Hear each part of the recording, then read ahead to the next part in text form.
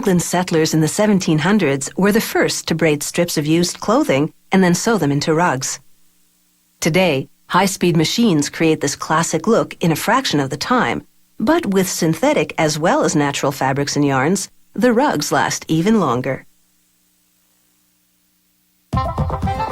This company's most popular rugs are oval or rectangular, some small enough for your stairs. The rugs begin as yarn. They wind the yarn onto bobbins that fit the factory's machines.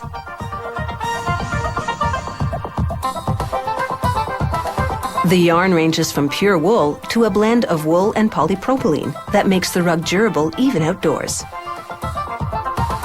This machine braids yarn from 24 bobbins around a core of synthetic fabric.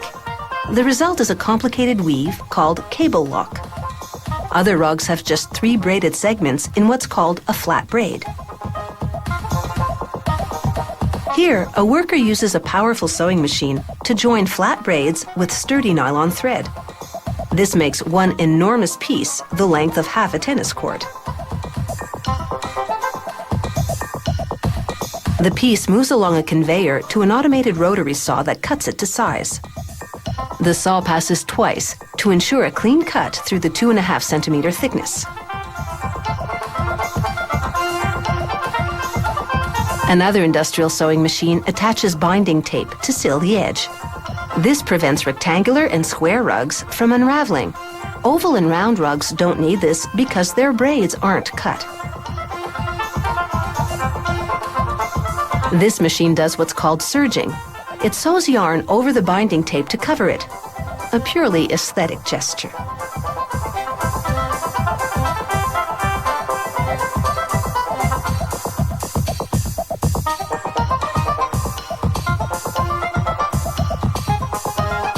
To make fabric rugs, a seamstress joins several pieces of different fabric along one edge. They're a cotton and polyester blend that's durable and easy to wash. The more patterns, the zanier the rug will look. After they wind the fabric into a roll, a rotary saw cuts the roll to make strips that are 2.5 centimeters wide.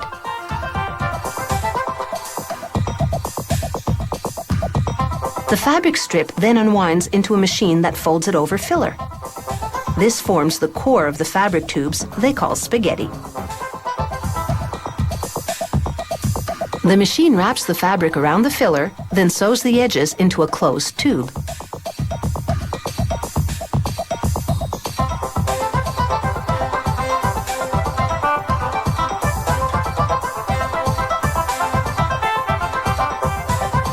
Rollers guide the spaghetti out of the machine and onto bobbins.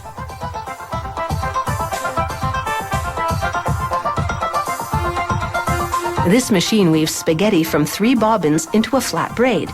Fabric rugs are made only as flat braids because the material is too thick to weave into a cable lock. The braids settle into barrels for storage until they're woven into rugs.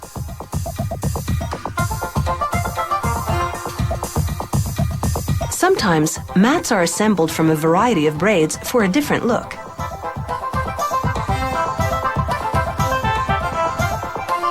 To make an oval or round rug, a worker coils one continuous braid around itself. At the same time, she sews each braid to the next.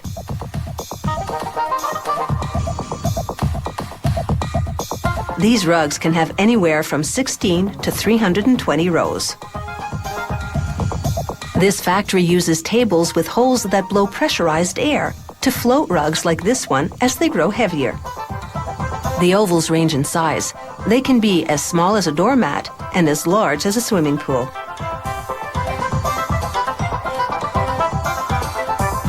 But when the rugs get really big, some extra help may be required. It takes her about 2 hours to sew together one of these huge rugs. Lastly, a worker staples a tag to the rug that reveals the style and size before the rug heads off to shipping.